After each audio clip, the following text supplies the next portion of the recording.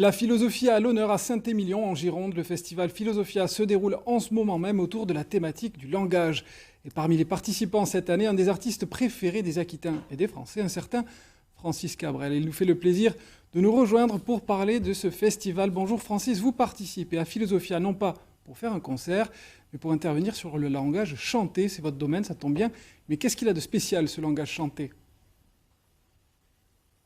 Alors j'ai l'impression qu'il est choisi déjà, il est mesuré, il est réfléchi, on ne chante pas comme on parle, c'est pour ça que je me méfie toujours des entrevues par exemple, parce qu'on se laisse aller dans le flot comme ça de son inspiration, mais souvent on est emporté hors du sujet. Or le langage chanté me semble extrêmement dirigé en fait, très réfléchi, et il y a la notion aussi de phonétique qui rentre en jeu, et c'est l'objet des entretiens de demain soir, mais je pense qu'il y a une grande différence entre le parler et le chanter. Alors le langage chanté, il est finalement au cœur de votre dernier album, à l'aube revenant, puisque vous y abordez la thématique des troubadours. Les troubadours, ces poètes occitans du Moyen-Âge qui vous ont marqué justement par ce langage chanté. Alors justement, oui, c'est très musical ce qu'ils ont écrit. Hélas, on n'a pas de témoignage de la façon dont ils le chantaient, et même quelquefois les mélodies sont absentes ou ont été effacées. Mais il y a rien qu'à les lire, déjà on entend une musique, donc on imagine ces gens-là chantant de place en place, de château en château, et j'étais assez ému par leur histoire et touché par leur poésie.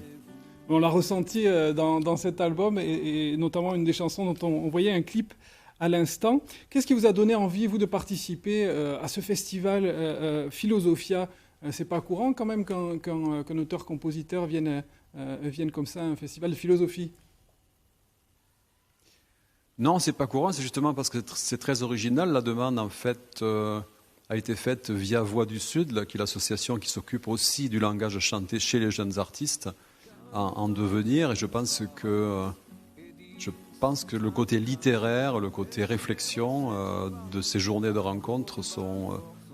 dans mon parcours, moi, de chanteur, je n'ai pas connu ça, donc j'attends déjà de belles surprises, et plutôt même apprendre plus qu'enseigner quoi que ce soit de mon parcours. Je pense que je vais plutôt apprendre qu'autre chose.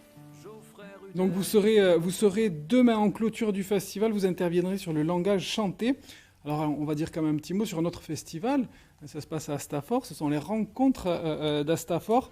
Cette année, c'est un peu particulier, on a toute la famille Souchon là.